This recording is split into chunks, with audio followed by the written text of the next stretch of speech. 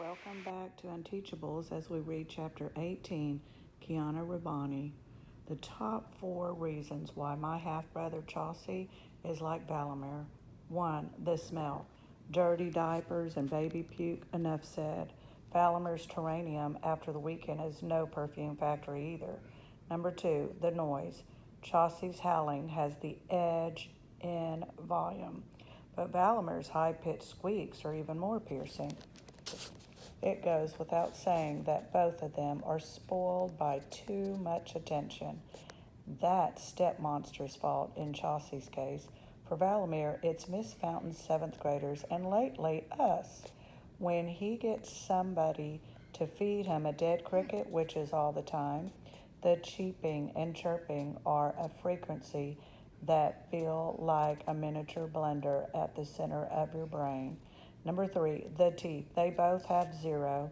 Okay, Valamir probably has more than that, but you don't know that they're there until he nips you. And to be fair, Chauncey does have a couple of chompers breaking through bottom front. It's pretty cute, actually. Number 4, the time suck. That's the biggest similarity between them. Dealing with Chauncey is a 25-hour-per-day job, mostly for Stepmonster, but also for Dad and me. If you leave him alone for 10 seconds, he'll find a way to stick his drool-covered finger into an electric socket, light himself on fire, and roll down at least one flight of stairs. Valamir is every bit as impossible to ignore. When he starts squeaking, you go running. And he's not satisfied with just anybody. These days, the attention he craves is from Aldo. Leave it to Valamir to love the least lovable person in the whole school, except maybe Elaine.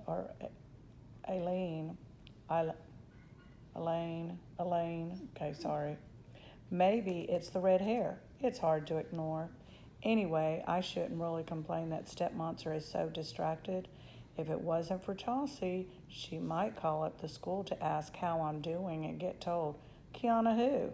The last thing I need is to get put in regular classes and have to break in 8 new teachers just when I'm starting to get the hang of Mr. Kermit. Now that Ribbit's doing real teaching. I don't even have to make things up when Dad and Stepmonster ask how's school. I have something to tell them. There are a lot of things going on in room 117. Things beyond worksheets and crossword puzzles. Hang on a second, back up. My father stops me at dinner. What are these puffy tails you keep talking about? Some kind of science unit? Right, I stammer, animal anatomy. If you're going to be dissecting some poor little bunny, I don't want to hear about it, Stepmonster puts in, shoveling strained bananas into Chauncey's waiting mouth. And we're going on that field trip tomorrow, remember? I move on quickly. To a rabbit laboratory, Dad asks. No, this is different. We're going to Terra Nova Motors at Jake Terra Nova's personal guest. I don't know what we're supposed to learn there, but the class is actually pretty psyched about it. One of the downsides of being in SCS8, besides the obvious, is that you're stuck in the same room all day. So the change of scenery will do us good. Our 2 chaperones are Mr. Kermit and Miss Fountain. Mr. Kermit has no choice, but it's really nice of Miss Fountain to volunteer since her own class have to have a sub today. As it turns out, they get Miss Landsman, a.k.a. Dawn of the Dead. Poor Valamir. If he squeaks too loud, she'll probably gut him with the protractor and barbecue him on a rotating spit in the home and careers room. The bus is just a minibus, and it's pretty uncomfortable with the whole class packed on one side and Elaine all by herself on the other. Aldo is getting mad because Barnstorm keeps thumping the back of his seat with one of his crutches. It doesn't bother Ram, though. He falls asleep as soon as we make the right turn out of the school driveway. Mateo stands in the aisle, knees bent, working on his balance just like the Silver Surfer from Spider-Man. Miss Fountain seems pretty uncomfortable with the bad behavior, and especially the fact that Mr. Kermit isn't saying anything. So she tries to change the subject by talking about how SCS8 should participate in the district science fair. She's always coming up with suggestions for a class like the Good Bunnies thing, or inviting us for circle time, or to help out with Valamir. Sometimes Mr. Kermit lets her push him around a little, but not today. No, he says simply, I think this field trip has put him in a bad mood. It's pretty obvious that Jake Terranova isn't his favorite person. But it's a fantastic competition, Miss Fountain persists. Teams enter from every school in the district. There are prizes, and the first prize winner gets an extra 10% added to their grades on the state science assessment. It's a win-win. Not for us, Mr. Kermit replies firmly. His expression says it all. These really look like the kind of kids who will come in first place at anything? It bugs me a little, not that I'm dying to get mixed up in any science fair, me being a short timer, but I'm used to Mr. Kermit sticking up for us, not writing us off. Maybe it's part of his bad mood. The other kids talk about Jake Terranova like he's some kind of superstar. As we pull up to Terranova Motors, I finally understand why. It has to be the biggest car dealership I've ever seen, and that includes LA, where everything is kind of supersized. Mr. Kermit's ex-student owns all this? That's pretty cool, especially when Mr. Terranova himself comes out to welcome us. Hey guys, glad you can make it. Come on inside. Like we're longtime friends, not random middle schoolers getting our moment with the big boss. We tour the showroom first, which I have to admit is pretty fun. All the vehicles are shiny, new, and top of the line. We try out every seat in every car, front, back, third row, and even climb into the payloads of the pickups. For the first time since blundering into SCS8, I feel like I could be with any class of kids in the country, not Greenwich Middle School dreaded Unteachables. Ribbit sees it too. His bloodshot eyes are half open instead of the usual 25%. Or maybe he's on the alert because Mr. Terranova is here and this is enemy territory. Miss Fountain, the Prius driver, is looking disapprovingly at the giant SUVs and light trucks that dominate the showroom when Mr. Terranova walks up to her. I'm wondering if she's going to lecture him on the environment. Instead, she says, this is a wonderful thing you're doing. I don't know if you can tell, but some of these kids have special issues. You think? His grin is irresistible. My floor manager just pulled a sleeper out of the trunk out of that Cadillac. That's Ram, Miss Fountain explains. He doesn't get enough sleep at home, but he's a talented artist, sensitive and observant. They've got their quirks. They're good kids, though. Okay, maybe good is too strong a word. Gotcha. He's watching Barnstorm poking tires with his crutches. Hey, Mr. Terranova, Parker approaches. I want to take the red Mustang out for a test drive. Right, very funny, kid.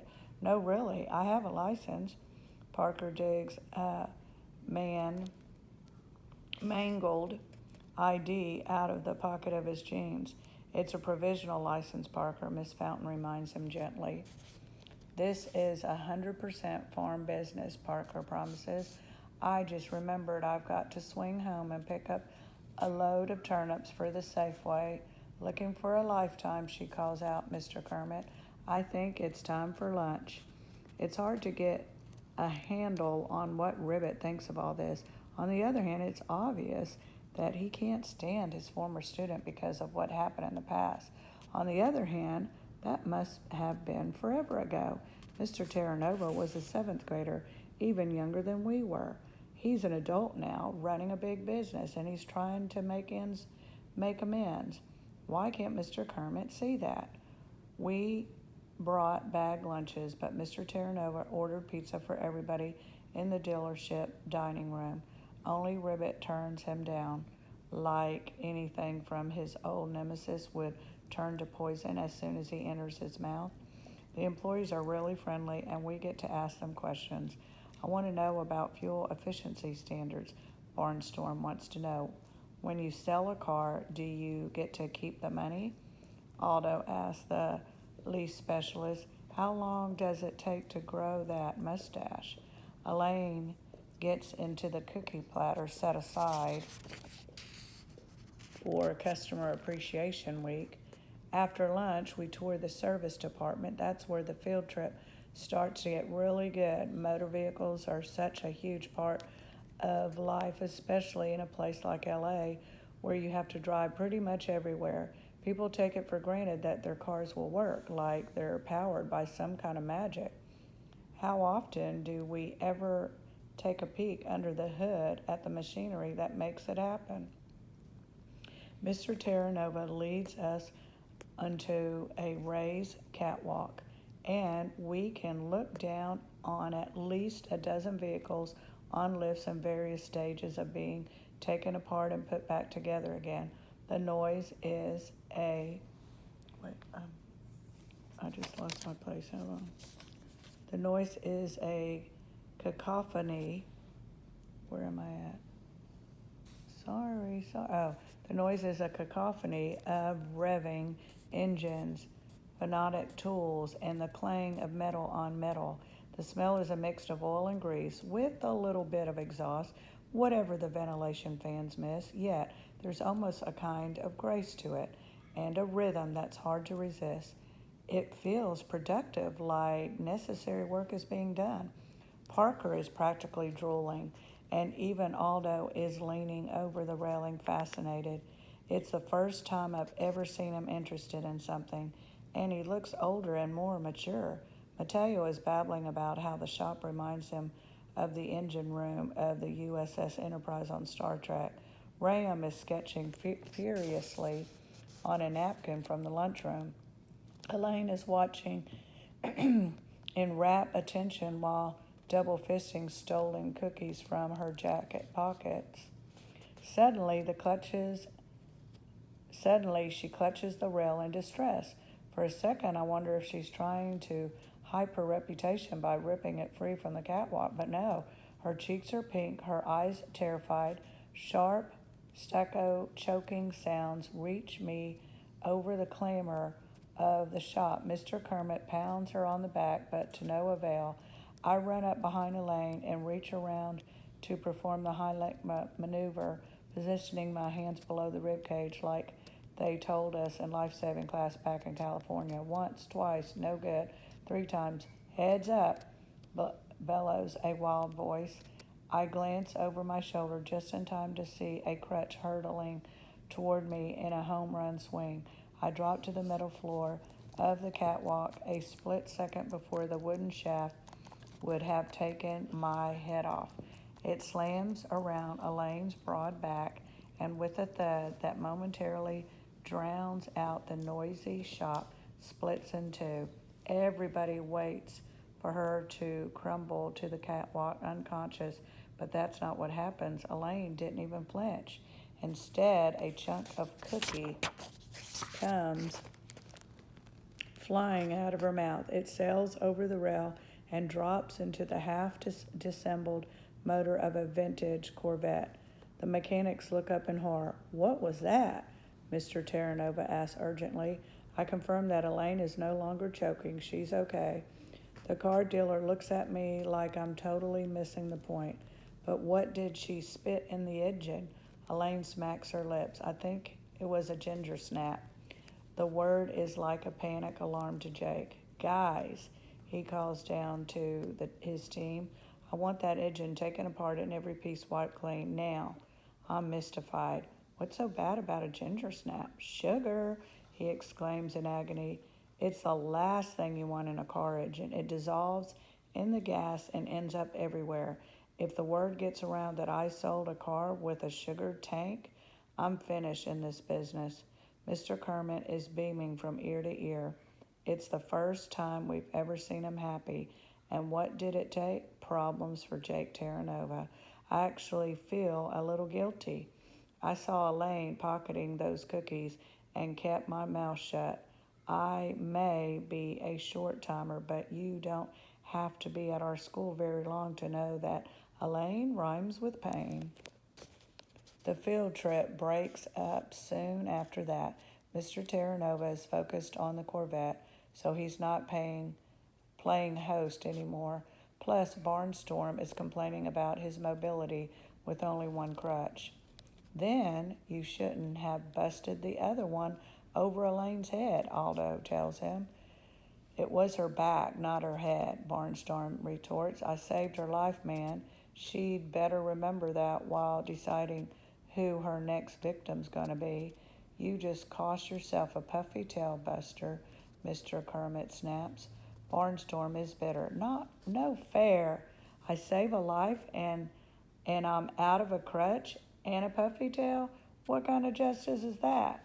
He should earn a puffy tail for helping and lose and lose it for being mean. Parker puts in. At least then he breaks even. We should all get a puffy tail except Elaine. Aldo reasons truculently. You know, for not barfing a cookie into that Corvette? This seems to be his idea of fairness. Elaine tosses a mild glance in Aldo's direction, and he decides to stand on the other side of a tall cargo van. It's too bad that such a great field trip had to end on a down note. By the end, but by then, the minibus is waiting outside, so there's nothing to do but get on it. Halfway back to school, Miss Fountain gets a call on her cell phone. It's the dealership. There's a middle school boy asleep on the couch in the showroom. Mr. Kermit does a head count.